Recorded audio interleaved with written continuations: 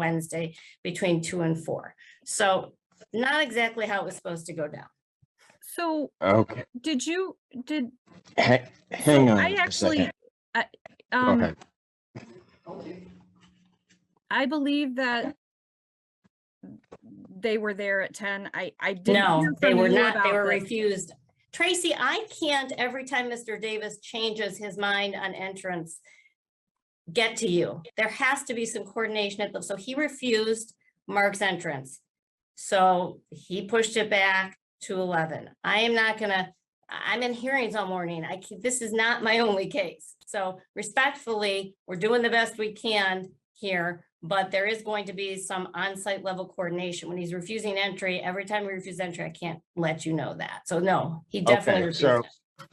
All right, folks, just so that understanding, I thought so they need access to the electrical panel, which is in the unit. Correct, and there's dog waste and mess all over. Well, I have a text from my client from 12/11 that says, just an update on Joe Davis. I told Gary all the areas needed to be cleared by furnace and electrical boxes in advance. Mark was almost done today, and no access into electrical panel because dogs and lots of dog mess are in those areas. So Gary asked Mark, my tech, to finish up tomorrow for the wiring and start at 7:30 a.m. tomorrow before our training that Mark has to be at. This is so unacceptable. And I had to read that part because they're very frustrated. Well, here's the problem though. The furnace can't be turned on until they do the electrical. I think right? it's done, Your Honor.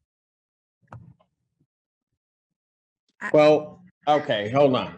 It can't be done if they don't have access to the electrical panel. They got access after that. I think Gary was there and. Well, how do I find, well. Let me call the manager. You're giving me one story and I don't have the other part of the story, because if they didn't get to the electrical and they've got to go back on Wednesday to do that, then it's not done, which then means the Housing Commission can't approve the unit. I think Gary was going to set up the Housing Commission to go in there himself. I mean, I just talked to him about this. Your Honor, I'm just talking to my client right now just to get the most accurate and correct information.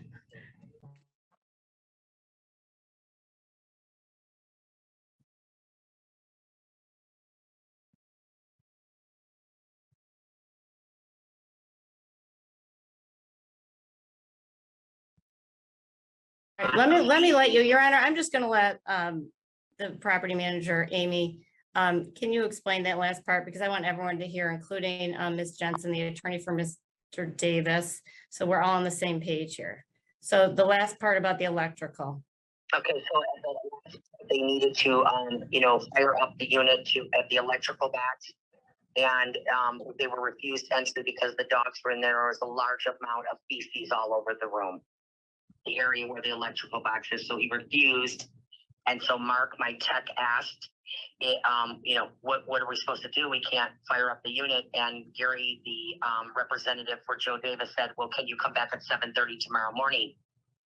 And so, of course, my tech said, well, I have to check with my boss, but I think I can come back.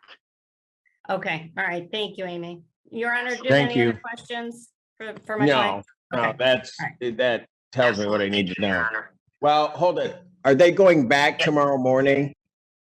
Yes, Your Honor. We have a training where my techs are going to be leaving at 8 o'clock. So the window's very small, but Mark, my technician, my certified technician, said that it won't even take 15 minutes for him to do this. So as long as we are permitted access at 7:30 a.m., that part of the process will be done, correct? Yes, ma'am. Okay. And then thank you very much, Amy. Okay. Absolutely. All right. Bye-bye. Okay. And then, so at that point, then the unit that can be fired up. Are the people from IPSI there to give the certification to it? Well, my understanding is we're having then on Wednesday, we have the contractor coming back and he will fire it up. The last I heard, Mr. Davis said the city was not welcome to enter. So I don't know anything beyond that. Okay, So all right, look, I think there are a lot of cooks in this kitchen and, you know, I guess, I'm trying to reach, like, I think there was an issue with the fuse box, but that was resolved. I think they got in there. Maybe I misunderstood. well, So, if they didn't get, but the thing is, if they didn't get access to the panel, they can't fire the unit. I thought they. I mean, pulled at some yeah. point when they connect, you know, I mean, generally how this is gonna work is they're gonna install the unit. They connect it, they know that it's they'll know that it's operational once there's electricity going to it. Doesn't mean that they're gonna fire it up right then. But everything should then be connected. At some point, somebody's gonna come in, they're going to then make sure everything is set. They're gonna get the certification on it. And then we're done. But they've got to get to that panel. There's no way. And there's no way that they have that unit in without getting to the panel. But Can I ask, what time is someone coming? If Gary is going to, or I've talked to Gary about whether he can just reach out to the Housing Commission. What is happening on Wednesday? I'm not aware of a time. The contractor, the heating and cooling contractor versus, so we have our maintenance, then the heating and cooling contractor is going in to inspect, fire it up. And what time would that be? That is between 2 and 4 on Wednesday. All right. so there are two crucial points. That's Tuesday, this Tuesday, the 18th at 7:30 a.m. Yes, There has to be access, and that's by the landlord. that's our maintenance, person. yes. Yes. Then on Wednesday, between 2 and 4, the contractor is going to come in and fire the unit. Yes. Is the city going in at that point with the contractor? Do you know? I don't know. I was told this Okay. morning that Mr. Davis said the city was not welcome. That's all I know. That who's not welcome? The city, that he's not letting the city in. So, no, I think that what is happening is, so for a long time, back months, there was a system of doing entry that just was based on like reasonable accommodations, and it was like in writing. And what's happening now is maintenance staff talking to worker, there's a VA social worker, there's Amy, there's everybody's doing different things. So I think what I suspect he was saying is you can't have that many people at once. It's just, it's too much. So to have the city and the all at once, that may be something that's too much. Well, but here's going to be the problem. He's either going to have those people in or he's going to have these separate appointments. That's what's going to happen. Those are his choices. And right now, they had tried to arrange it today where they were going to at least have one appointment today that would have covered these two. But now I have two appointments, one at 7:30 tomorrow morning, which is trying to accommodate him, and then another one with the contractor on Wednesday between 2 and 4, also to accommodate him. And then at some point, the city has to come in, and the city is going to have to certify that. Once the city does that, then it's going to be up to him to set the appointment with Ann Arbor Housing Commission. But the issue is going to be that if he doesn't set that up, his Section 8 isn't going to be paying. Which means somebody else is going to have to be paying that bill. but I'm certainly not going to attribute that to the landlord past, quite frankly, today, because I don't even understand what happened today. That it makes no sense to me. Your Honor, respectfully, and not that it matters in this bigger scheme of how much is owed, but I believe you said last week that the clock was going to start because we couldn't get in last week when we were supposed to. So, I mean, we're not talking about a lot of money here. I mean, I think it's more principle at this point, but.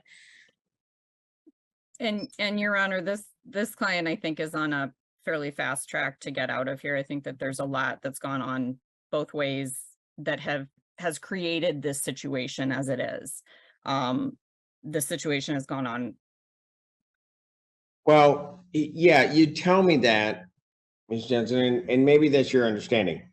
When we were here, when we were last in person, that is not what I was hearing. I was hearing, yes, he was going to go places to basically secure a unit, but that the move was going to take whatever. That's what was being said before. So I don't know that he's on a fast track. Well, I think that the last update I had this morning is that it's going to be faster than 60 days. Okay. And granted, that's the last update. But this morning, the last update was everybody was going to be able to get in and get everything done. So this thing is changing rapidly. And it just can't continue to go this way. I mean, they have to get in, do the inspection.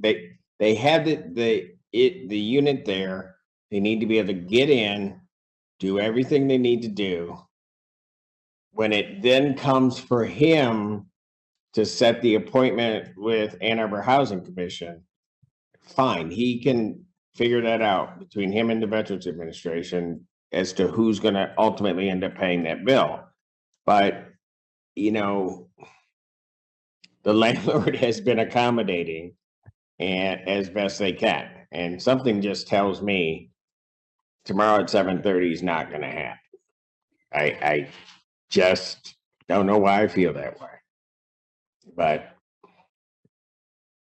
one of the two is not going to happen. Tuesday may not happen. And if Tuesday, the problem also is, if Tuesday at 7:30 doesn't happen, the Wednesday between 2 to 4 cannot happen.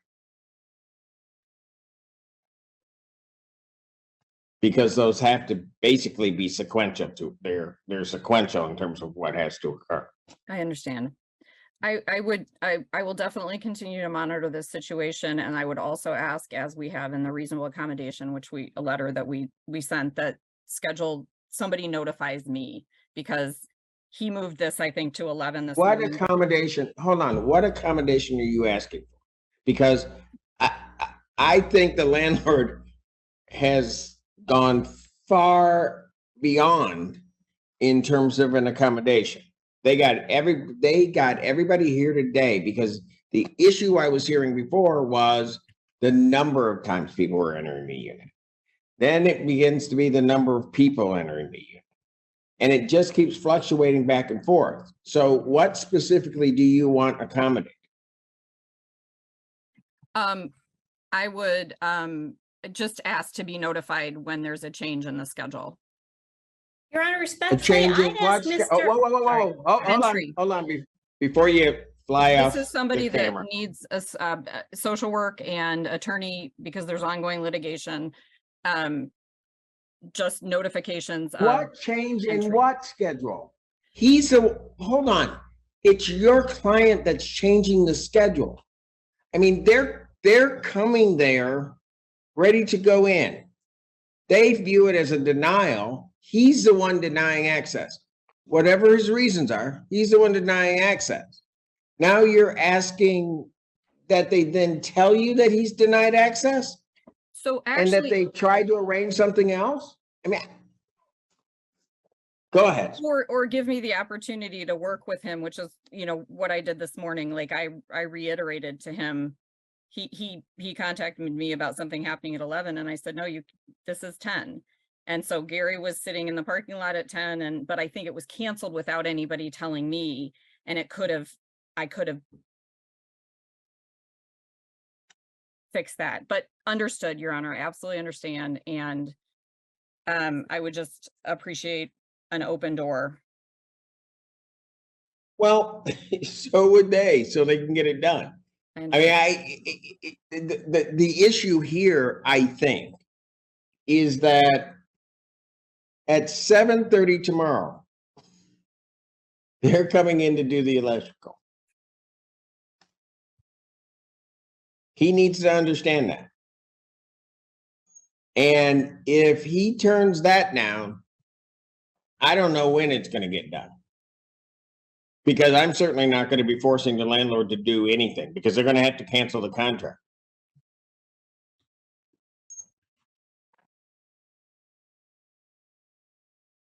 All right, so it's the next hearing on this. That was today, right? That is correct. There's no future date. Your Honor, we are before the court tomorrow morning at 9 a.m. on 2 matters. In person. Tomorrow at 9 a.m. Really? I am unable to attend tomorrow. As far as my schedule says, but if. Hold on, I'm just double checking. I have 2 matters. Oh, I do, because the 2 that because that's where we were gonna put this one, but then we couldn't do that. Well, I've got to know whether or not what was supposed to happen happens tomorrow at 7:30. I understand your schedule, Ms. Jensen, but I mean, the court normally doesn't operate day to day either, but I'm having to do that with this case. So, I mean, I am willing to set it for tomorrow morning and at least see if we got the 7:30 thing. Okay. Because then at that point, it's going to be then Wednesday. I mean, we'll have to figure something out. Yeah, I'm trying to, at the same time I'm talking to you, Your Honor, I'm getting texts to try to get an update, and I think there's a factual dispute. I need to work on this. So Factual dispute of what? what's going on with entry? So, and Your Honor, Hold on. I'm not even going down that path. The landlord's available at 7:30 tomorrow morning. I need to know before anybody gets off of this call, whether or not they're going to be provided entrance into the premises at 7:30 tomorrow. So, do you want to just pass, do you want me to reach out to them right now then, Your Honor? Yes. All right. I know you have another docket, Ms. Lookoff, but I've got to know this because I can log in with a different device while we're figuring this out. Yeah, and I'm going to hop off just momentarily. yes, go ahead. I've got other things to do. I think I got a docket starting in about 5 minutes, so. All right, so what am I doing?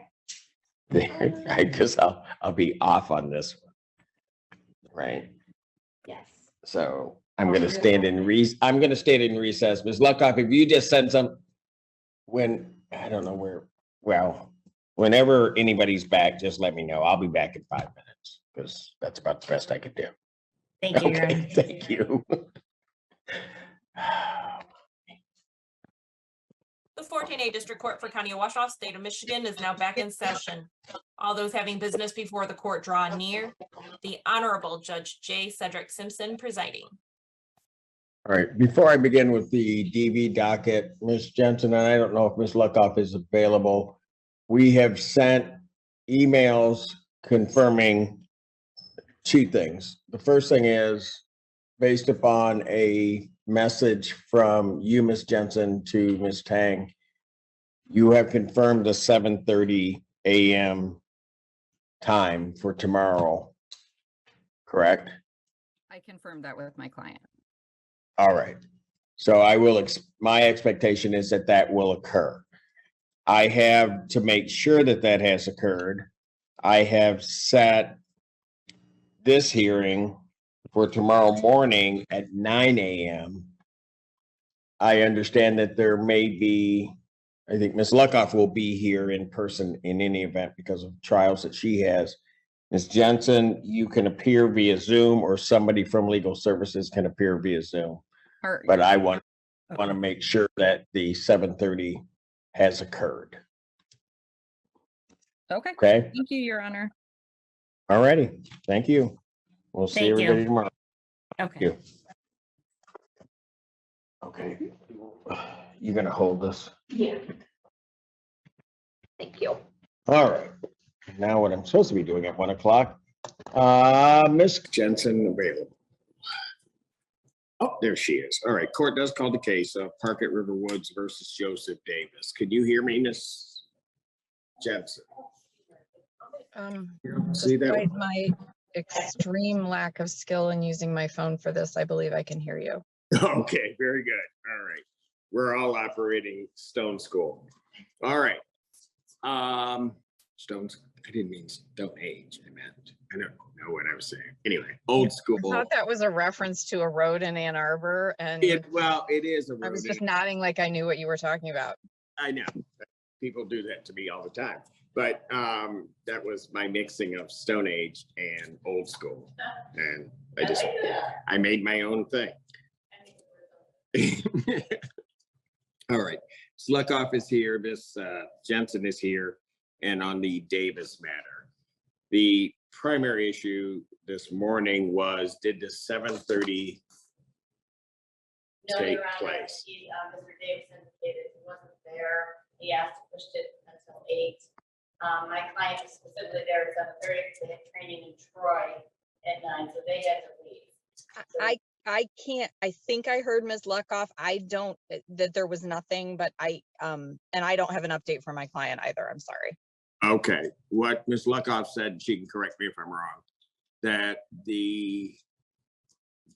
her clients were there at 7:30.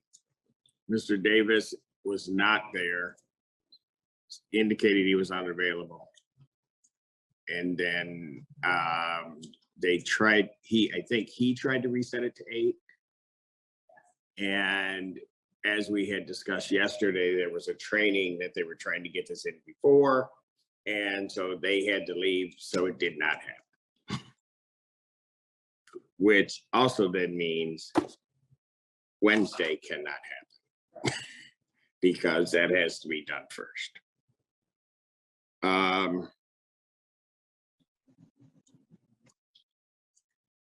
I hate to do this, Ms. Jensen, but I know yesterday you confirmed that 7:30 was going to happen. I did reach out to the client about that. Yeah. And I understand Mr. Davis's issues, but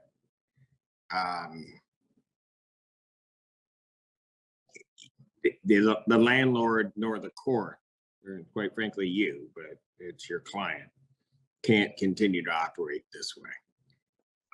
Because now we're getting toward the end of April and something that should have been taken care of beforehand wasn't taken care of. We thought we had things set to be done today, and then there was going to be something tomorrow. What I'm going to do is I'm going to set this for a show cause for Mr. Davis to show cause why he's not cooperating. I don't think I have any other choice but to do that. I understand, Your Honor. And then take whatever appropriate sanctions I have to take at that point. I'm going to require, and I know that this may cause Mr. Davis some issues, but I'm going to require that the show cause be in person. And that he's going to have to come to the court to show cause why. And this isn't occurring. Your Honor, then I would request that under the ADA, as I've communicated with the court administrator before, that it be set in a time period where there's a lot of physical space to accommodate his needs. We can do that. So How far out would you like to go? Do we have next week? Next week's my jury week, right? Or my bench week. Yes, next week is trial week, so, Tuesday or Wednesday afternoon, I don't think we have any, Nothing else in the afternoon. I don't believe so. And what? I don't have my calendar. I don't have anything in here. Okay. I have a Your calendar. Honor, I'm gonna try to, while I stay in the Zoom, open my calendar. If I drop off, All right. I will sign back in. Hold on. Okay, very good. That's the The 22nd, 26th at 3. 26.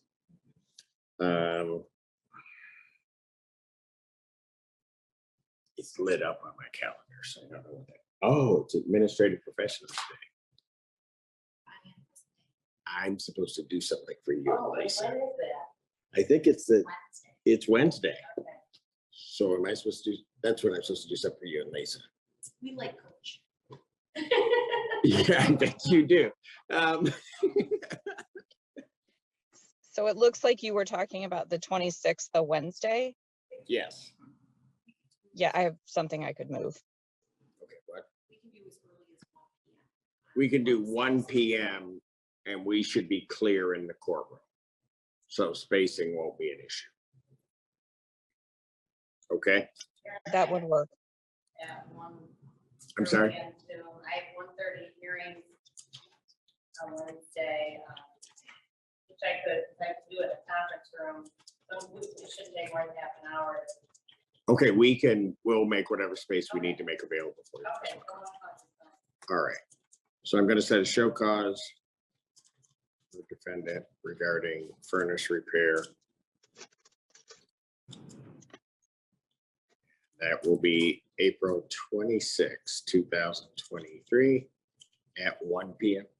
1 p.m. in person. Okay. That does that. Thank you, Ms. Jensen, for making yourself available. Thank you, Your Honor. Thank you, Ms. Luckoff. Bye-bye. Oh, one other thing. Hold on.